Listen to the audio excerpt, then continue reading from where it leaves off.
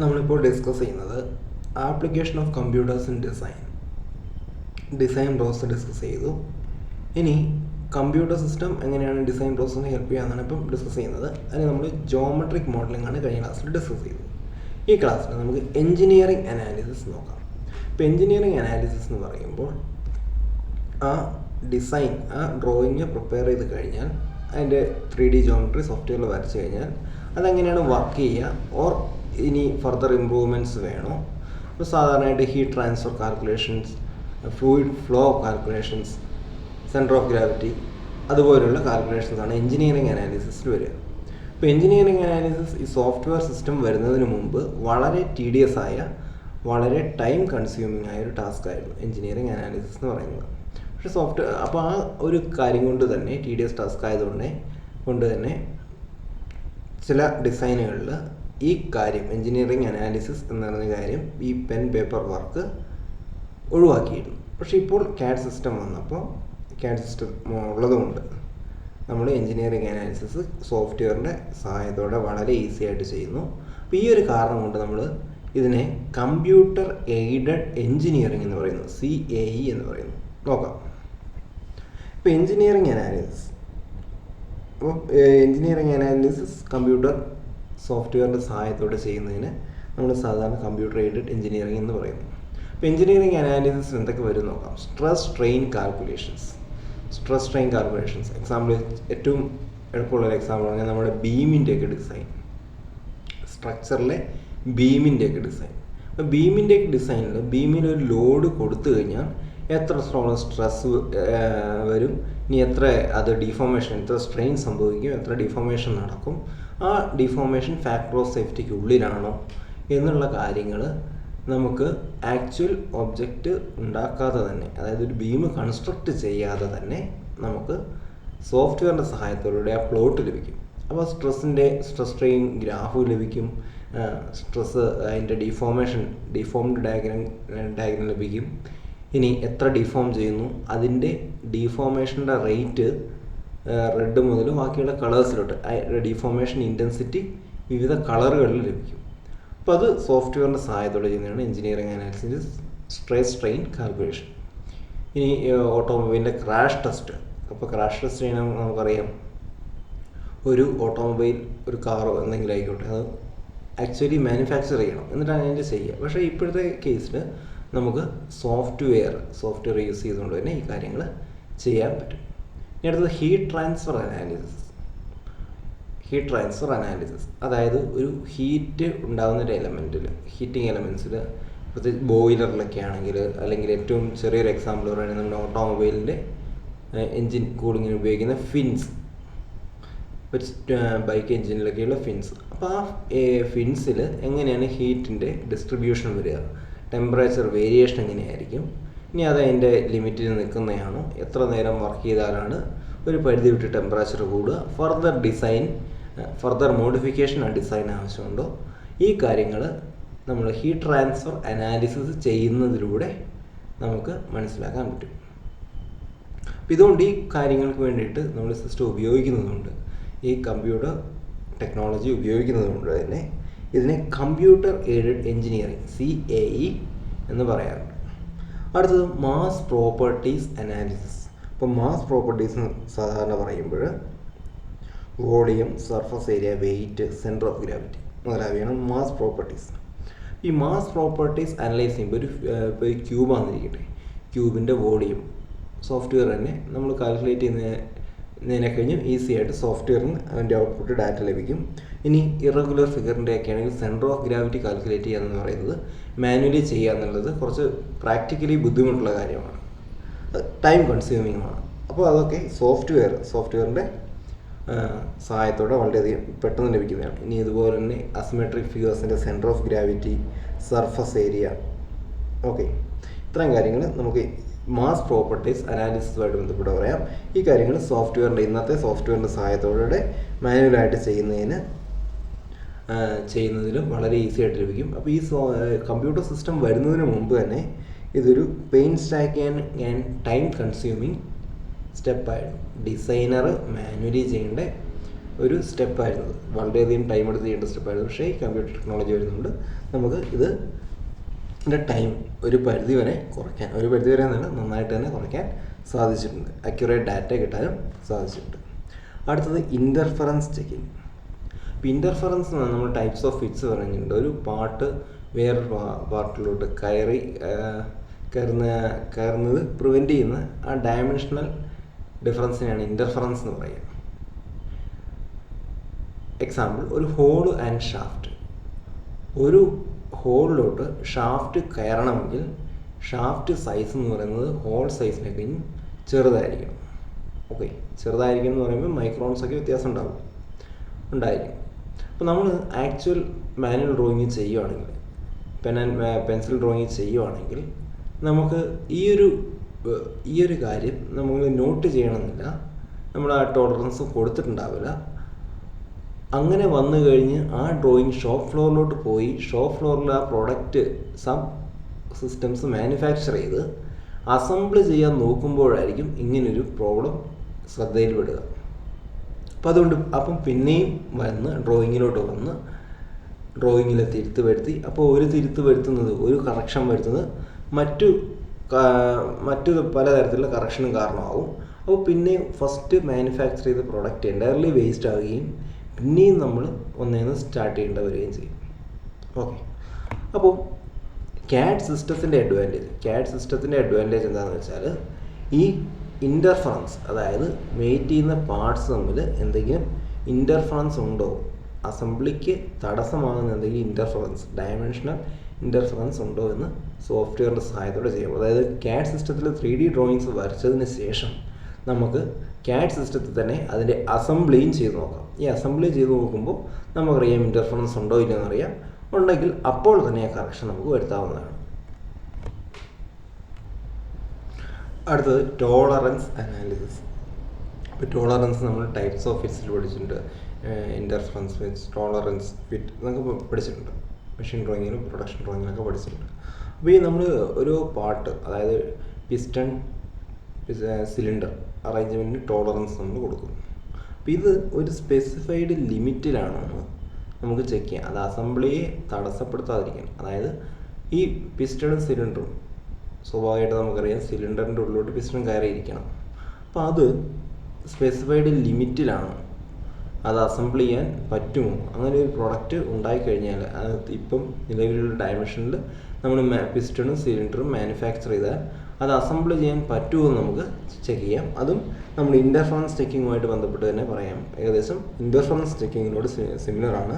അതായത് to assess how the tolerances may affect the product function. അതായത് product ഫങ്ഷനെ tolerance എങ്ങനെ ബാധിക്കും. ഇനി എങ്ങനെയാണ് ടോളറൻസിൻ്റെ വേരിയേഷൻ അസംബ്ലിയെ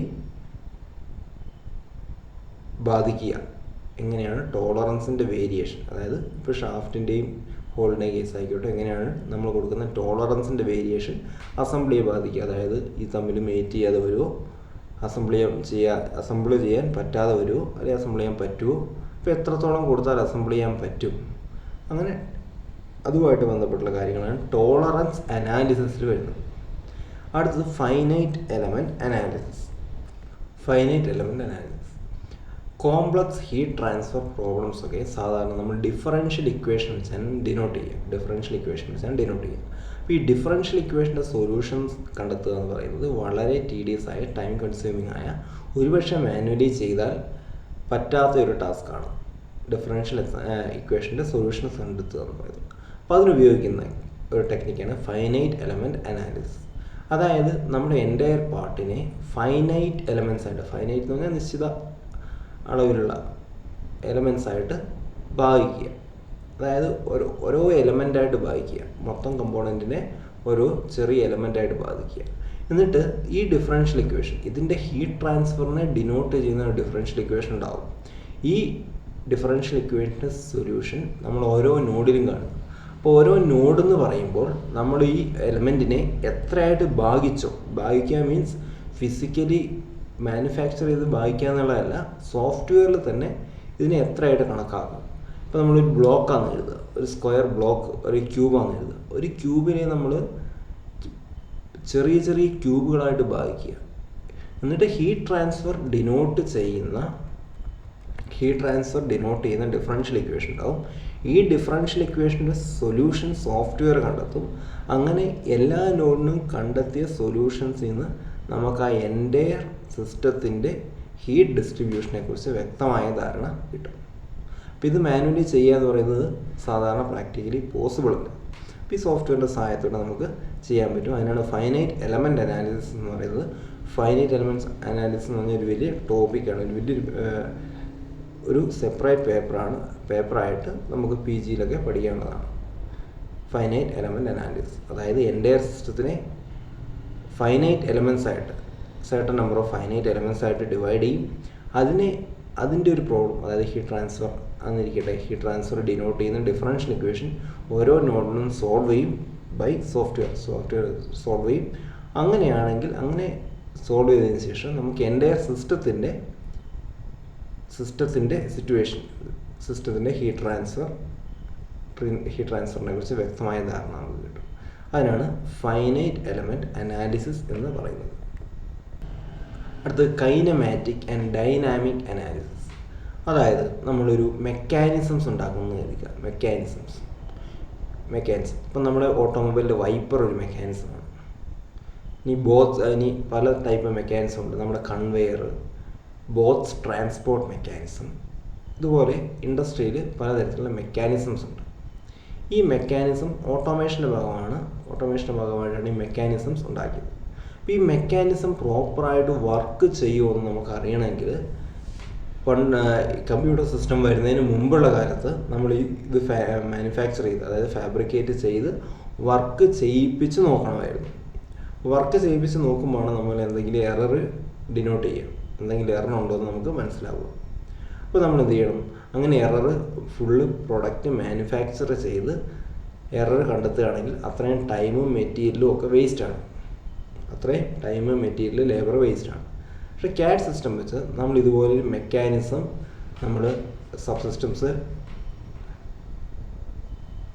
ഡിസൈൻ ചെയ്ത് അസംബിൾ ചെയ്ത് മെക്കാനിസംസ് ഫോം ചെയ്ത് കഴിഞ്ഞാൽ നമ്മൾ ആനിമേഷൻ എന്ന ഫീച്ചർ, സോഫ്റ്റ്വെയറിൽ ആനിമേഷൻ എന്ന ഫീച്ചർ ഉപയോഗിച്ചുകൊണ്ട് ഈ മെക്കാനിസംസ് പ്രോപ്പറായിട്ട് വർക്ക് ചെയ്യുമോ ഇല്ലയോ എന്ന് നമുക്ക് അറിയാൻ പറ്റും. അതായത് ഇതിനെ ആനിമേറ്റ് ചെയ്ത് പല പാർട്സിന് പല കളർ കൊടുക്കാം, ആനിമേഷൻസ് കൊടുക്കാം. ഇതെങ്ങനെ വർക്ക് ചെയ്യുമെന്ന് നമുക്ക് സിമുലേഷൻ, അതായത് വെർച്വലായിട്ട് നമുക്ക് കാണാൻ പറ്റും, ആനിമേഷൻസ് പോലെ കാണാൻ പറ്റും. അങ്ങനെ ആനിമേഷൻസ് ചെക്ക് ചെയ്യുമ്പോൾ എന്തെങ്കിലും എറർ പറ്റിയിട്ടുണ്ടെങ്കിൽ നമുക്ക് മനസ്സിലാകാം ഇതിന് എന്തെങ്കിലും മോഡിഫിക്കേഷൻ വേണം. ആ മോഡിഫിക്കേഷൻ എവിടെ വരുത്തണം എന്ന് വ്യക്തമായിട്ട് മനസ്സിലാകും. ഇപ്പോൾ ഈ സോഫ്റ്റ്വെയറിനെ ഈ കാര്യങ്ങൾ ഉപയോഗിക്കുന്നതിന്, അതായത് ഈ സിമുലേഷൻ ആക്ച്വൽ പ്രൊഡക്റ്റ് ഉണ്ടാക്കാതെ തന്നെ ഈ പ്രൊഡക്റ്റിൻ്റെ പ്രൊഡക്റ്റ് ഡിസൈനിൻ്റെ ഡ്രോയിങ്ങിൽ നിന്ന് തന്നെ ആനിമേഷൻ എന്ന ഫീച്ചർ ഉപയോഗിച്ച് ഇതിനെ വർക്ക് ചെയ്യിപ്പിച്ച് നോക്കുന്നതിനെയാണ് കൈനമാറ്റിക് ആൻഡ് ഡൈനാമിക് അനാലിസിസ് എന്ന് പറയുന്നത്. അതായത് operation of mechanical linkages to analyse their motion.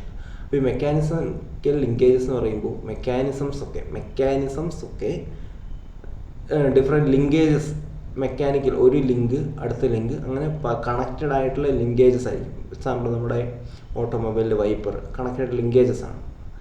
അപ്പോൾ അതുപോലെ പല ലിങ്കേജ് വരുന്നിടത്തായിരിക്കും, പല ലിങ്കേജിൻ്റെ ഒരു അസംബ്ലി ആയിരിക്കും നമ്മുടെ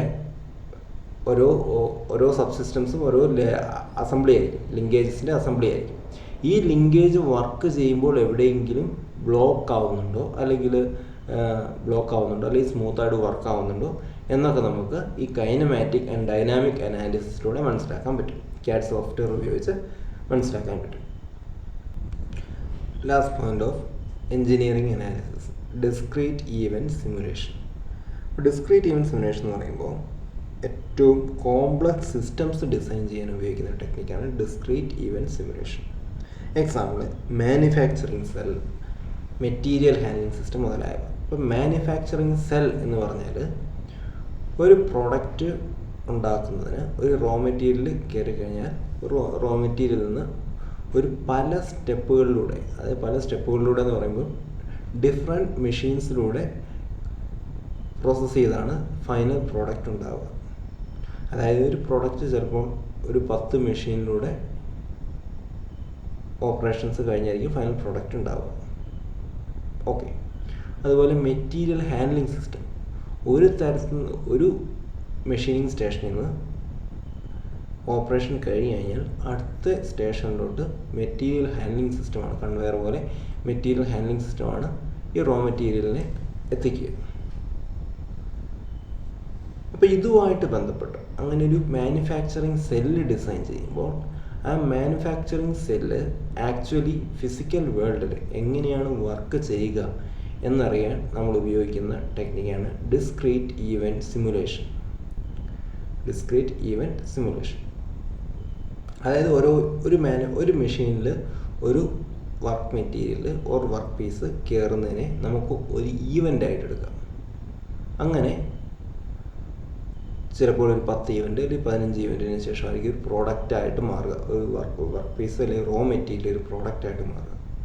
അപ്പോൾ ഇതുപോലൊരു മാനുഫാക്ചറിങ് സെല്ല് ഡിസൈൻ ചെയ്ത് കഴിഞ്ഞാൽ റോ മെറ്റീരിയൽ വരുന്നു, അത് ഏതൊക്കെ മെഷീനിലൂടെ കയറി ഇറങ്ങുന്നു, ഇനി ഓരോ പ്രോസസ്സിനും എത്ര സ്റ്റെപ്പ് ടൈം എടുക്കുന്നു, ഒരു യൂണിറ്റ് ടൈമിൽ എത്രത്തോളം ഔട്ട്പുട്ട് ഉണ്ടാകുന്നു, ഇനി ഒരു മെഷീൻ ബ്രേക്ക് ഡൗൺ ആയിക്കഴിഞ്ഞാൽ അതിനെങ്ങനെ ഡൈവേർട്ട് ചെയ്ത് വിടാൻ പറ്റും, അല്ലെങ്കിൽ ഒരു മെഷീൻ ബ്രേക്ക് ഡൗൺ ആയിക്കഴിഞ്ഞാൽ എന്ത് സംഭവിക്കും, ഇനി അങ്ങനെ സംഭവിച്ചു കഴിഞ്ഞാൽ മെഷീൻ ബ്രേക്ക് ഡൗൺ ആയിക്കഴിഞ്ഞാൽ അതിനെന്ത് റെമഡിയൽ സ്റ്റെപ്സ് എടുക്കാൻ പറ്റും. അപ്പോൾ ഇത്രയും കാര്യങ്ങളാണ് നമ്മൾ ഡിസ്ക്രീറ്റ് ഈവൻറ്റ് സിമുലേഷനിൽ നോക്കുന്നത്. അപ്പോൾ ഈ CAD സിസ്റ്റം യൂസ് ചെയ്തുകൊണ്ട് നമുക്ക് ആക്ച്വൽ സിസ്റ്റം, അതായത് ഒരു മെഷീനിങ് സെൻറ്റേഴ്സ് ഫിസിക്കലായിട്ട് ഉണ്ടാക്കാതെ തന്നെ, ഒരു ലേ ഔട്ട് സെറ്റ് ചെയ്യാതെ തന്നെ ഈ കാര്യങ്ങൾ ആനിമേഷനായിട്ട് നമ്മുടെ CAD സിസ്റ്റത്തിൽ ഫോം ചെയ്തെടുക്കാൻ പറ്റും. അങ്ങനെ ഫോം ചെയ്തെടുത്താൽ നമുക്ക് പിന്നെ ആയിരിക്കും അതിൻ്റെ ഡെഫിഷ്യൻസീസ് മനസ്സിലാവുക. അങ്ങനെ ഡെഫിഷ്യൻസികളെല്ലാം പരിഹരിച്ച് നമുക്ക് ആക്ച്വൽ സിസ്റ്റത്തിലോട്ട് ഒരു നല്ല, അതായത് വെൽ ഡെവലപ്ഡ് ആക്ച്വൽ സിസ്റ്റത്തിലോട്ട് എത്താൻ പറ്റും. അപ്പോൾ ഇത്രയാണ് എൻജിനീയറിംഗ് അനാലിസിസ് എന്ന് പറയുന്നത്. മെയിനായിട്ട് stress strain calculation, heat transfer analysis, engineering analysis എന്തൊക്കെ കാര്യങ്ങൾക്ക് ഉപയോഗിക്കാമെന്ന് പറഞ്ഞു. അതായത് ഹ്യൂമൻ മാനുവലി ചെയ്തിരുന്ന tedious-ആയ വർക്ക് സോഫ്റ്റ്വെയർസ് ഉപയോഗിച്ചിട്ട് വളരെ ചുരുങ്ങിയ ടൈം കൊണ്ട് തന്നെ ചെയ്തെടുക്കാൻ പറ്റും. അപ്പോൾ എൻജിനീയറിംഗ് അനാലിസിസ് എന്ന് പറഞ്ഞ സ്റ്റെപ്പ് ചില അപ്രധാനമായ കാര്യങ്ങളിൽ, വലിയ പ്രാധാന്യമില്ലാത്ത കാര്യങ്ങളിൽ കമ്പ്യൂട്ടർ സിസ്റ്റം വരുന്നതിന് മുമ്പ് അത് ചില കാരണങ്ങളാൽ ഉപേക്ഷിച്ചിരുന്നു. പക്ഷേ ഇപ്പോൾ നമുക്ക് സിസ്റ്റം അവൈലബിളാണ്, ടെക്നോളജി അവൈലബിളാണ്. അതുകൊണ്ട് കമ്പ്യൂട്ടർ സിസ്റ്റം ഇതിന് യൂസ് ചെയ്യുന്ന, കമ്പ്യൂട്ടർ ടെക്നോളജി ഇതിന് യൂസ് ചെയ്യുന്നത് കൊണ്ട്, എൻജിനീയറിംഗ് അനാലിസിസ് എന്ന് പറഞ്ഞ സ്റ്റെപ്പിന് യൂസ് ചെയ്യുന്നത് കൊണ്ട് നമ്മളതിനെ കമ്പ്യൂട്ടർ എയ്ഡഡ് എൻജിനീയറിംഗ് CAE എന്ന് പറയും. ഇനി ഇതിൻ്റെ സബായിട്ട് വരുന്നത് mass properties analysis, interference checking, tolerance analysis, finite element analysis, kinematic and dynamic analysis, and finally discrete event simulation. ഇത്രയും കാര്യങ്ങളാണ് നമ്മളിന്ന് ഡിസ്കസ് ചെയ്തത്. Thank you.